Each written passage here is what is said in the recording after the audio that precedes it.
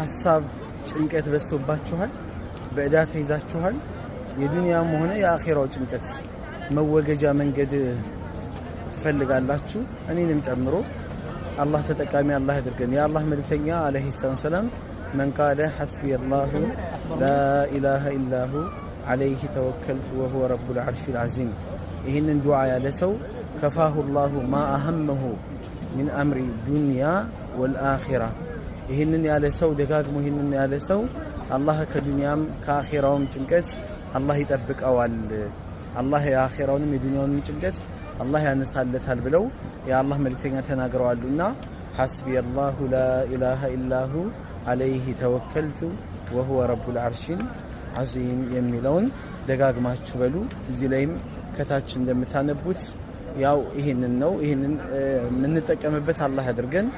حسبي الله لا إله إلا هو عليه توكلت وهو رب العرش العظيم حسبي الله لا إله إلا هو عليه توكلت وهو رب العرش العظيم